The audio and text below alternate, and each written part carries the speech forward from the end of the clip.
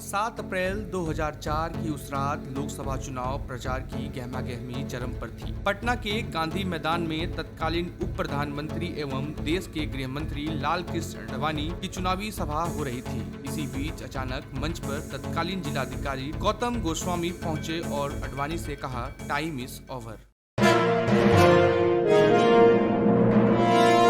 खबर स्टेशन में आपका स्वागत है। उनके ऐसा कहने के साथ ही सबकी नजरें गौतम गोस्वामी पर टिक गई थी कि ये क्या कह दिया उन्होंने। उस समय आडवाणी माइक पर थे, जबकि मंच पर राष्ट्रीय जनतांत्रिक गठबंधन के बड़े नेता नीतीश कुमार, सुशील कुमार मोदी, शत्रुघ्न सिन्हा, नंदकिशोर यादव और गोपाल नारायण सिंह की भी मौजूद थे। दरअसल चुनाव आयोग का यह साफ दिशा निर्देश था कि रात 10 बजे के बाद कहीं भी किसी तरह के लाउड स्पीकर या साउंड बॉक्स का प्रयोग नहीं किया जा सकता। गौतम गोस्वामी ने आदेश का पालन करते हुए मंच पर उस वक्त देश के गृह मंत्री और उप प्रधानमंत्री की माइक पर हाथ रख दिया और उन्हें भाषण देने से रोक दिया। तब गौतम गोस्वामी की इस कार्रवाई की पूरे देश में चर्चा हुई थी और गौतम गोस्वामी के बारे में लिखा था कि उन्होंने जिस तरह से नियम कानूनों के प्रति अपनी प्रतिबद्धता दिखाई है, उससे जनता के मन में नौकरशाही के भ्रष्ट और अयोग्य होने की धारणा खत्म हो जाएगी। लेकिन इसके 1 साल के भीतर ही गौतम गोस्वामी पर बाढ़ राहत में करोड़ों रुपए के घोटाले के आरोप लगाए गए और उन पर 1 लाख का इनाम भी घोषित कर दिया गया। अंत में गौतम गोस्वामी को जेल हो गई और वो निलंबित कर दिए गए और इस कलंक के बाद कैंसर से उनकी मौत हो गई। मूल रूप से बिहार के रहने वाले गौतम गोस्वामी